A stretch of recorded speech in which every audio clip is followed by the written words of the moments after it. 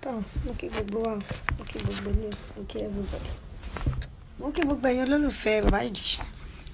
Torí kò sí bí òun ṣe lè gba ìṣòro lèyàn mọ̀ rẹ̀. Làwọn èèyàn máa ń wí, làwọn àgbàlagbà máa ń wí. Ẹ jẹ́ ká máa nífẹ̀ẹ́ ara wa. Ìfẹ́ ṣe pàtàkì, ó ṣe kókó. Ẹ jọ̀ọ́, fídíò tá wò tán sìn. Ẹ tẹ́ ń wò lórí Facebook tó ń lọ lọ́wọ́lọ́wọ́ báyìí. Fídíò Bàbá Ìjẹ̀ṣà tó ń lọ lọ́wọ́lọ́wọ́ lórí Facebook yẹn. Ẹ jọ̀ọ́, ẹ bá mi wo ọmọ yẹn. Ẹ wo height sí Bàbá Ìjẹ̀ṣà. Bí Bàbá Ìjẹ̀ṣà fi ga jù lọ. Torí pé princess ò believe pé Bàbá Ìjẹ̀ṣà lè mú ọmọ lákàtà òun láti fẹ́. Ó ti wò pé wọ́n ló máa bá lọ. Ó dẹ̀ wò pé ẹ̀yin ti bá yẹ yín débì kan kò fẹ́ kẹ́ kó ti rí yín bá òun. Ló ṣe alọ́wọ́ ọmọ ẹlẹ́jẹ̀ tútù pé kóun tún bá bẹ̀rẹ̀ ìgbésí ayé. Ẹ wá change ẹ̀mọ́ lọ́wọ́ ẹ ló fẹ́ rape. Ṣọ́mọ yẹn jọmọ tó rape. Ọmọ tó jìde tó tún hug ẹ̀ tó tún kiss ẹ̀. Ọmọ tó jó gbórí láyà tí yẹn mọyàn jẹ́jẹ́jẹ́. Tó rọ́ mọ́mọ́ pé ti fi fídíò sínú yàrá sínú ilé. Kò jẹ́ kó free kẹ́ẹ̀jẹ̀ kọ́mọ lọ́mọ kó dóko. Kò dáa.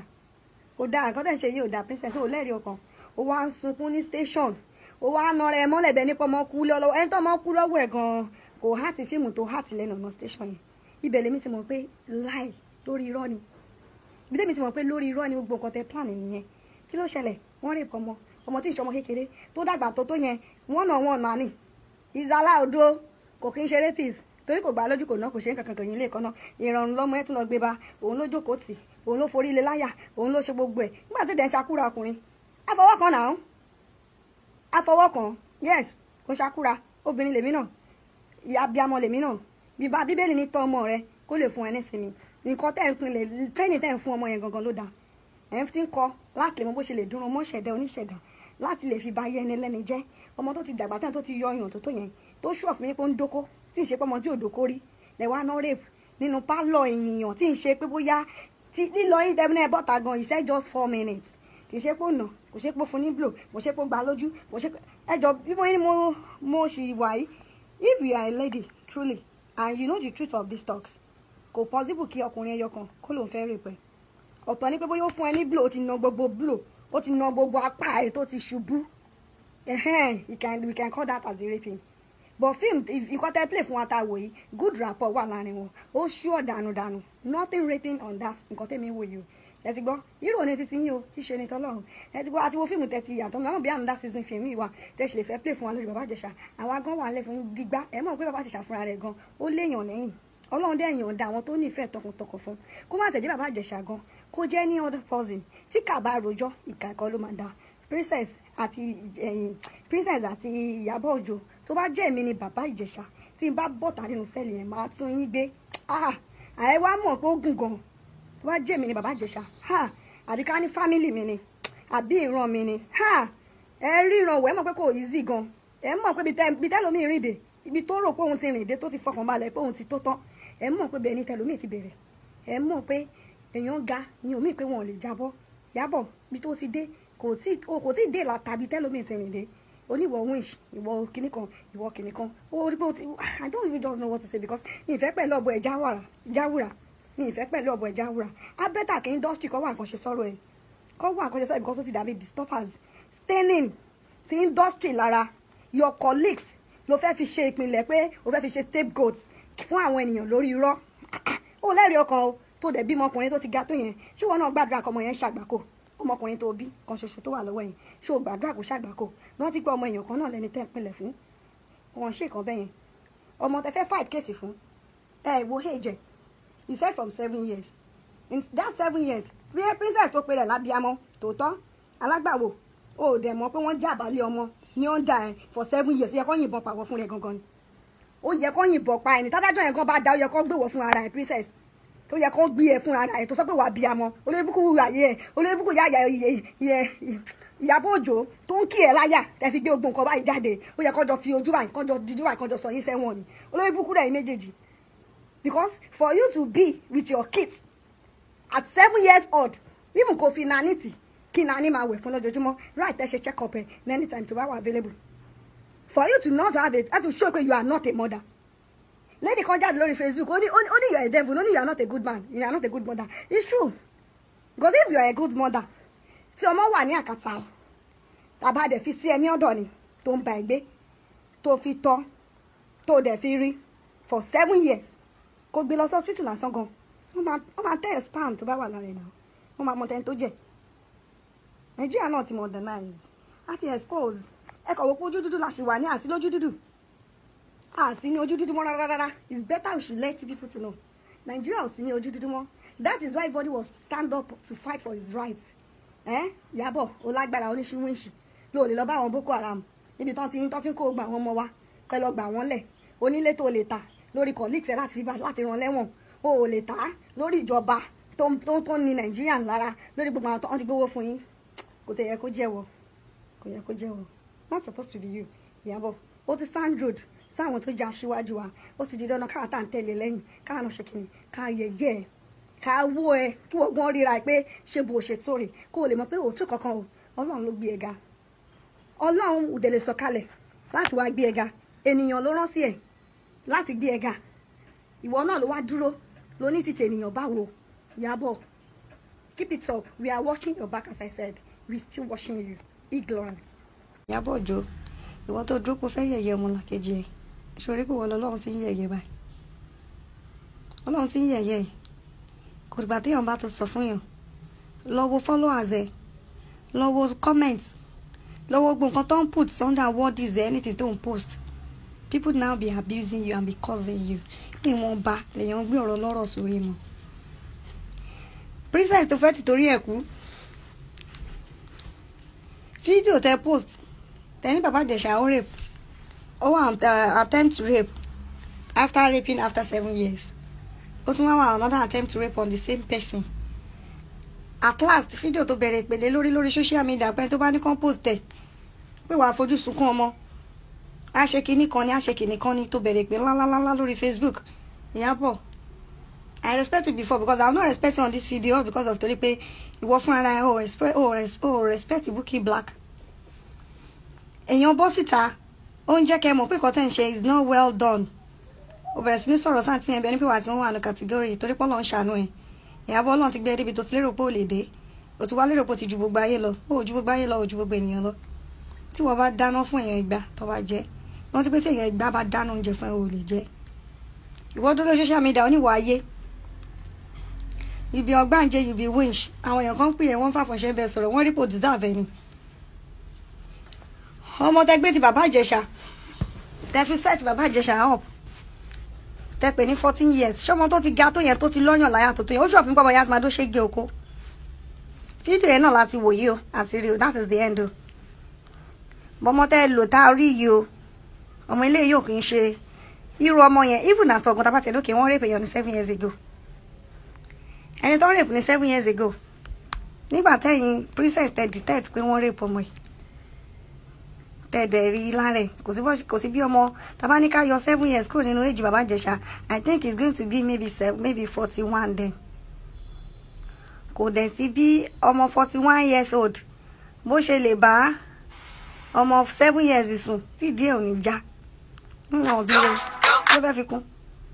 abẹ́ máa gé sáré kò sí ló fẹ́ fi kún kò sí bóyá fẹ́ ṣe ká má ṣàṣọ yí pé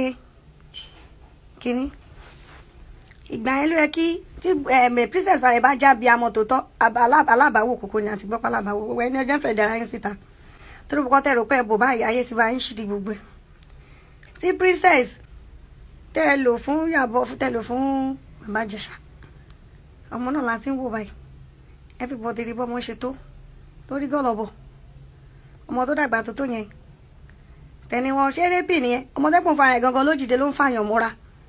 ìyẹn ni rẹ́pì ọmọ tẹ́ ti kọ́ lọ́nà òkú tó ti wo kódó dáadáa ẹ wá fẹ́ fi báyé ọmọ ẹ fẹ́ fi báyé ẹni ẹlẹ́ni jẹ́ níbi tó ti rin ní ayé rẹ̀ dé ọ̀bí kọ́pọ̀ tó rẹ̀ ti mọ̀ pé bóyá ó láìkẹ́ àbí bóyá ẹ ti wò pé ó fọ́ fọ́mọ yẹn àbí ẹ ti wò pé bóyá bó ṣe bóyá máa ń bọ́mọ yẹn ṣe àbí bóyá anything ó láìkọ́ ọmọ yẹn ó ní passion fún ẹ wá fẹ́ use opportunity yẹn ẹ dúró sí kòríta yẹn ẹ wá fẹ́ fi báyé ẹ̀ jẹ́ ọmọ rẹ̀ ń bí ẹ bá wo Bukky princess ra rẹ̀ ló ń bọ́ta yìí o ìwọ fún ara ẹ̀ ló ẹ̀yin fún ara ẹ̀ ń bọ́ta nínú rooms yìí o if we made a mistake so tí ká bá rojọ́ ìkà kan ló máa da ẹ̀yin èèyàn ẹ bẹ̀rù Ọlọ́run o ayé yẹsẹ̀ mẹ́fà ni kò sí kọ́ta gbé wáyé kò sí kọ́ta mú lọ tí Bàbá Ìjẹ̀ṣà bá ṣẹ̀yìn lọ́nà mi ẹ sọ kẹ dẹ́ káyé bá yín dá sí ọmọ ló ga gọlọbọ tó yọ fùrọ̀ tó yọ yàn yìí ọmọ ló ga gọlọbọ yìí o ọmọ ló ga wọ̀rọ̀bọ̀ yìí ọmọ tán náà rèpù rèé o ẹ máa wò fúnra ara yín bọ́mọ yẹn fúnra ara ẹ̀ bó ṣe ń fa bàbá Ìjẹ̀ṣà mọ́ra o ẹ máa wò ń bẹ̀ o ẹ ti mọ̀ pé ẹni ẹ ti mọ̀ ìṣòro tó ní ẹ̀yin náà lẹ help ẹ̀ láti lọ ilé aládùúrà ẹ̀yin náà lẹ help ẹ̀ láti lọ sí churches káàkiri láti lè jẹ́ kó bọ́ nínú ìṣòro yẹn lẹ padà wá fi set ẹ̀ up ẹ wòran ẹ wòran ẹwà àwọn ènìyàn àbídíyàn yàn princess tí bàbá Ìjẹ̀ṣà bá ṣe in another way you should say it out and let people knows not in this way ọ̀nà tẹ́gbà yóò dá Ìyábọ̀ Òjó ó fẹ́ kú lórí ọ̀rọ̀ lọ́rọ̀ tó bá rí bó ṣe kí ọmọ yẹn mọ́lẹ̀ bó ṣe la lára bó ṣe kinní kan mi ò mọ̀ pé náà ti ń plan lesbian lórí social media tẹ́yìn ṣe gbogbo ìwèrè tó ń fún ẹ ní backup lórí tó ń fún yín ní backup lórí kinní tó ní tó ń fàjà sàsí ọ̀rọ̀ òun Bukky Black yẹn náà sọ̀rọ̀ sí lábẹ́lẹ̀ wọn bí ẹ ká wo abẹ́tà kí ẹ má ẹ̀ kí social media so everybody di kinní because láì tẹ́ gbogbo Ìyábọ̀ Òjó lọ́wọ́ tó ń gbà ìtàwọn èèyàn bá bẹ fọ́ọ̀lù ẹ̀ ó máa sú ẹ gan tó tọ́lọ́run tìṣẹ́ lágbádá ló pọ̀ ju ẹ lọ bí Ọlọ́run kó gbà padà lọ́wọ́ ẹ tó bá jálù bàríkà tọ́lọ́run tìṣẹ́ lágbádá ló pọ̀ ju ẹ lọ bí Ọlọ́run kó gbà padà lọ́wọ́ ẹ má fi ba iye ẹni lẹ́nu jẹ́ má fi tábà láìfò ní láìfò gbogbo orí kọ́ ló ṣe ṣẹ̀ sí gbogbo ìṣẹ̀dá kọ́ ló ṣe ṣẹ̀ sí ẹ ti mọ ìṣòro ẹni yìí ẹ ti mọ nǹkan tó fẹ́ ẹ ti mọ nǹkan tí ò fẹ́ ọ̀rẹ́ ọjọ́ tó pẹ́jọ ni yín ẹ wá fẹ́ fi bí ìṣòro ẹ fẹ́ ti bẹ̀ mú kò dáa ẹ fàbẹ́gùn ẹ̀yìn kẹ́ tó fi gbọ́mọ làkejì ìwọ Ìyábọ̀ tó ń pariwo kiri ọmọ ẹ tó ń jára sí òun lórí social media tó ń post fúnra ara ìtẹ́lẹ̀ ń ṣe model ọmọ òun ṣó dàgbà ju ọmọ tó tẹ̀ lóbi lọ ẹ sọ̀rọ̀ ṣé ọmọ yẹn ṣó dàgbà ju ọmọ tẹ̀ ń lóbi lọ ẹ bẹ̀rù Ọlọ́run o ọmọ tẹ̀mí wò yìí fúnra ara ẹ̀ ló tún jìde ló tún fa bàbá Ìjẹ̀ṣà mọ́ra tó àti náà bàbá Ìjẹ̀ṣà ń fọwọ́ pa lára fine because ẹ ti mọ̀ pé like ọ̀ọ́kẹ́ ti mọ̀ pé bàbá Ìjẹ̀ṣà ń date ọmọ yìí ara wa ta princess ó ti wò kú bí òun lè kí bàbá Ìjẹ̀ṣà date ẹ ti wá rí bàbá Ìjẹ̀ṣà ò ṣe sẹ́yìn ẹ ti wá rí nírí bẹ́ẹ̀ nípa ẹ ti ṣàṣedànù ẹ wò ó pé ẹ lè ṣoore fún èèyàn kúkúrú kẹ́ ẹ lọ jèrè ẹ lọ́dọ̀ èèyàn tó ga ẹ wò ó pé ẹ lè ṣoore fún èèyàn gíga kẹ́ ẹ lọ jèrè ẹ lọ́dọ̀ èèyàn tó kúrú ó fẹ́ dúró lóṣòtòrè tó ṣe princess ayé ò lọ bẹ́ẹ̀ torí ẹ ti mọ̀ pé ó láìkọ ọmọ yẹn ti mọ̀ pé ṣé ó fẹ́ fọ̀zẹ̀ lélẹ̀ ló ń bẹ̀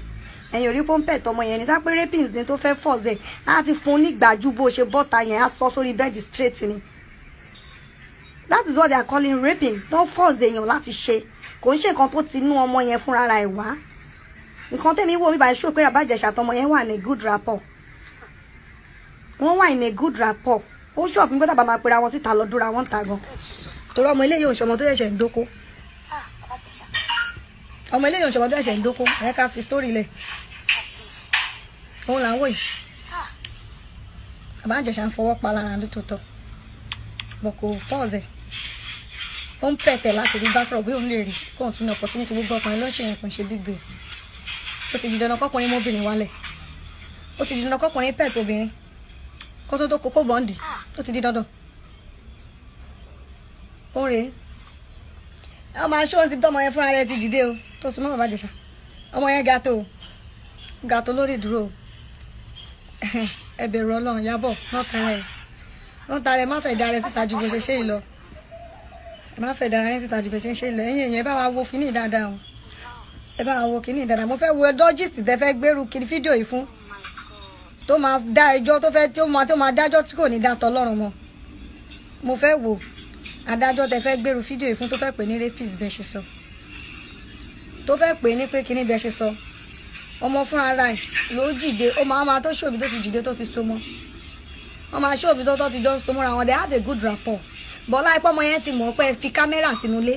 bọ́lá ipá ọmọ yẹn ti mọ̀ ẹ́ káàrọ̀ ọmọ yẹn along ó mọ̀ pé set up ní gbogbo ẹni ò ṣe jẹ́ kó free pẹ̀lú Bàbá Ìjẹ̀ṣà níbẹ̀ ni ó ṣùọ̀ fún mi pé wọ́n ń dúra wọn dáadáa kò ṣe new relationship rapport àní Bàbá Ìjẹ̀ṣà tọmọ tẹ̀ lù kò kí ń ṣe first relationship wọn ẹ̀ṣẹ̀ jọ ń pàdé ra wọn ó ṣùọ̀ fún mi pẹ̀lú ọ̀tẹ́ mi ń wò yìí lèmi sọ̀rọ̀ yìí lórí o wọn kì í ẹ̀ṣẹ̀ jọ ń pàdé ra wọn because wáyé pé ó fẹ́ rape ẹni àbí ká ní ó fẹ́ fi sí ó fẹ́ fọ̀ọ̀zẹ̀ ṣẹ́ ní tèmi bẹ́ẹ̀ ni ọmọ yẹn fún ara ẹ̀ kò ní máa fẹ̀lẹ̀ bá sọ̀rọ̀ kò ní máa fẹ̀lẹ̀ ṣẹ̀ máa fọ́ láníka kó wẹ̀ṣẹ̀ máa fọwọ́ pa lẹ́sẹ̀ kó wẹ̀ṣẹ̀ máa fọgbọ́n kà mẹ́ ìdáhùn ọmọ yẹn fún yẹn ló gbórílé láyà ń bí yìí o ẹ wò dáadáa ẹ̀yìn ayé o ọmọ fún ara ẹ̀ ló gbórílé láyà ń bí o ọmọ ló gbórílé láyà ń bí o tó ti ń tẹ̀ra wọn lọ́yàn àbí ọlọ́run tó ń ṣe níbẹ̀ yẹn o wọ́n ti jọ ń romance ara wọn bọ́ lápá ọmọ yẹn sọ pé kámẹ́rà wà nílé yẹn òun lọmọ yẹn ṣe ń mi ẹsẹ̀ ní òṣèré ṣe ń gbọ́nra ọmọ tó ti ń dókó dáadáa ni kò kí ń ṣe ọmọ tó jẹ́ ní person àbí anything adult tàbí amọ̀jọ ní gbogbo wa ibi tọ́rọ̀ dé kò ní ìdí pa ń fọ̀rọ̀ sábẹ́ àwọn sọmọ look at it ìbọn ló tún filẹ̀ tó lọ ọmọ fúnra rẹ̀ máa tún jìde o ó máa tún tó jìde fúnra rẹ̀ nísìnyí òṣẹ́ ti rí o ṣé ń wo ẹ máa wo o á lọ sí kitchen tán ló lọ á tún padà bọ́ta wá ba kò lọ fọ́ọ̀zẹ̀ mọ́nu kitchen yẹn o kò lọ fọ́ọ̀zẹ̀ mọ́nu kitchen ọmọ yẹn máa padà bọ́ta nísìnyí o kọtí ká bá rojọ́ ìkàkọ́ ló máa dá o ẹ wò dáadáa o ẹ̀yin èèyàn wa o ẹ wò dáadáa o èèyàn dúdú abíyẹni bí ẹ ṣe ẹrọ tọ́lọ́ ọmọ nǹkan tẹ bá ń ṣe Ìyábọ̀ ìwọ náà bímọ ọkùnrin o lè gbàdúrà kó ti sin ọmọ ẹ débi tí àwọn òbí bàbá Ìjẹ̀ṣà ti sìn dé yìí ó wá ní kó ṣàgbákò àdùn wọn mọ́ kò sí nǹkan tó máa sọ náà ju pé kẹ má bínú òun ti fuck up lọ because normally àwòkọ́ ọmọ yẹn ó kéré sóhun wà ní ẹ gbọ́dọ̀ bóun kó bí òun dè ti ọmọ bẹ́yìn òun rè ọmọ ló fẹ́lẹ̀ jìde fúnra rẹ̀ ní rọrùn yìí o ọlápọ̀mọ yẹn gọ́mọ̀ pé fídíò wà nílé ẹni kámẹ́rà wà níbẹ̀ yẹn ni àdókò fún ara ọmọ ló jìde ní rọrùn yìí o ó máa tún so mọ òun lọ́jọ́ ń sọ̀rọ̀ dáadáa yìí o lọ́jọ́ ń sọ̀rọ̀ dáadáa ń rí báyìí lọ́jọ́ kí ni what is the rapist tó wà níbẹ̀ kí ni temptation tó wà bẹ̀ kí ni nǹkan tójú òrìrí tó wà níbí ṣó gba lójú bí ni àbò fọlẹ́ nípa àgbọ̀dọ̀ mọ̀ kò bọ́ sórí fídíò ẹ bẹ̀rù Ọlọ́run. So that's the video. This is the video. Àti wo wọ́n ṣe bẹ́ẹ̀ Ìyábọ̀ bẹ̀rù Ọlọ́run obìnrin ní adélébọ̀ ni ẹ́ ìyá àwọn ọmọ kan ni ẹ̀wọ́ náà bímọ ó bímọ princess ọ̀n ṣe nǹkan báyẹn fabẹ́rẹ́ gúnra yín wò kẹ́ tó fi gọ́mọ làkejì yín kò dáa wọ́n ṣe bẹ́ẹ̀ o kò dáa o kò dáa o kò dáa o òun rè wá Ìyábọ̀ ojoojúmọ́ méèyàn tó ti ń gbé ẹ ṣépè lójoojúmọ́ báyìí nísìn all because of torí orí ìṣubú ọmọ làkejì ẹ ó dẹ̀ rún ọgúngún apá síbẹ̀ orí ọmọ làkejì ẹ tó ń sunkún tó bára ẹ ní ipò tí ò lérò pé lè bára ẹ ibẹ̀ ni wọ́n wá fi ń ṣàyọyọ̀ ó mọ̀ pé wọ́n tó lójú ti ojú òtòrẹ́ ojú ti tìwọ́ náà because gbogbo akọ́kọ́tà industry náà máa kóyín papọ̀ artist náà jọ everybody ẹ jẹ́ káwa tá à ń bọ̀ ẹ jẹ́ káwa náà rí kankan gbéṣe pàtẹ́ bá ti ba gbogbo ọdẹ ti balẹ̀ tẹ̀ ti bọ̀nà jẹ́ báwo ni location manager ti fẹ́ rí ilé fáwọn tó fẹ́ àti fíìmù wọn ní ara ọkọ máa wọ̀ bí ọkọ máa jáde àwọn ọmọ àwọn ẹ wo ẹrù nǹkan tẹ̀ ń ṣe torí owó tẹ̀ ń gbà yorùbá kíní commission tó wọ́n tó ń sọ káàkiri tó wà ń ta ẹ ò rí kankan ṣe sí yẹn tọ́nà káwọn ọmọ ọlọ́mọ tó lọ rẹ́pù wọn tó lọ ṣe gbẹ̀gbà tó wọn pọ̀ fẹ́ fáìtì fún ò rí kankan ṣe sí yẹn láwọn ọmọ tó tẹ̀jẹ́ pé wọn ò tọ́ ọmọ tẹ́ gbé jáde ẹ rí kankan ṣe sí yẹn tọ́ lọ bọ́ọ̀dọ̀ jíjí skul tán kó gba àwọn ọmọ ọlọ́mọ lọ ẹ rí kankan ṣe sí yẹn Ìyábọ̀ ò ló páwà yìí síbẹ̀ ò ṣe ó di wèrè lórí social media ńgbà tẹ gbọ́n yẹn tí yẹn jáde ẹ di wèrè lórí social media pé kí ló lé láwọn Boko Haram lọ káwọn ọmọ ọlọ́mọ tó bẹ̀rẹ̀ sí ní lọ́n bá wọn lájọṣepọ̀ tó lọ́n bá wọn ṣe gbogbo ẹ̀ ó mọ̀ pé onípàwà kan tó lè fi rún yàn lọ sẹ́wọ̀n gbà yẹn kẹ lọ fún káwọn Boko Haram kẹ lọ dán wò orí colleagues even ordinary colleagues is okay for you to keep short kí máa sọ pẹ́ntẹ́pọ̀ ban industry ó wà á lè pọ̀ lójú kò sẹ́ni tó lè sọ̀rọ̀ sí àti Bukky Black jìde wọ́n sọ̀rọ̀ just for yìí pé kán lè ja ilé ìkọ́nú ẹ̀yìn ó tún sì ṣe bí ìwèrè oníwọ̀ pàtàkì rẹ̀ ó digest ọ̀rọ̀ yẹn ó rò dáadáa ó ti ya wèrè Ìyábọ̀ ewèrè tó ń pín ẹ lẹ́yìn gan tó ń bẹ jẹ àjàsà sí fídíò ẹ gbogbo yín sọ̀rọ̀ tó ń rán ẹ létí gbogbo nǹkan tó gbàgbé ẹjọ́ máa ṣọ́kù nítorí olórí burúkú jọ ní gbogbo yín dúró nídìí pé kí tọmọ làkejì yín dà ń dúró nídìí pé kẹ́ máa bà tọmọ làkejì yín jẹ́ nítorí pé àtijọ́ tí wọ́n ti gbówó fún yín àbí káwọn èèyàn lè bọ́lẹ̀ lórí Yorùbá Mission àbí kọ́ lè bẹ̀rẹ̀ sí ní pariwo bàbá Ìjẹ̀ṣà kiri ẹ wá sọ social media àdé acting ẹ bẹ̀rẹ̀ sí ní àti oríṣiríṣi eré ń bẹ̀rẹ̀ sí ní ṣe bí wèrè Ìyábọ̀ you just started don't say pé àwọn èèyàn kan náà watch back people is there watching your back tí ẹ kọ́ra máa gba ìyẹn lọ lórí Twitter bó ṣe rán gba ìyẹn lórí TikTok tí TikTok ti ń karamọ́ ẹ tí wọ́n ti ń karamọ́ ẹ ẹ̀ta ti ń fọ́ fún ẹ pé àgẹ́ ìyóò bọ̀ tẹ̀ ló mọ́ ní fíìmù ó ṣàtẹ̀sí ń gbéra lórí TikTok ó wá ti wá sọ̀rọ̀ ẹ di wèrè lórí social media ògbóró ọlọ́rọ̀ rù ó gbé tí ẹ dá kalẹ̀ ó bẹ̀rẹ̀ sí ní fẹ́ ọ̀rọ̀ lójú ṣé wọ́n fún ẹ wo fídíò yìí ìbí wo fídíò yìí ṣé ọmọ tó ga gọlọ̀bọ̀ tó tẹ̀ ṣé wọ́n lè rẹ́pù èèyàn kan lè rẹ́pù ọmọ tó ga gọlọ̀bọ̀ tó tẹ̀ ṣé fídíò tó wò ìṣòjọ rapis àbọ̀mọ yẹn fẹ́ kóhun kú lórí àbójá àjòjì sòkò dídó ọlọ́mọ bá ti ń jẹ ni. ó dúró ní ìkórìtà ìṣeré ọmọ làkejì ẹ òun dúró pé kó bàjẹ́ má retí pé kí tiẹ̀ dà o ńgbà kó tó bá ti dúró kí tọmọ làkejì ẹ bàjẹ́ má retí pé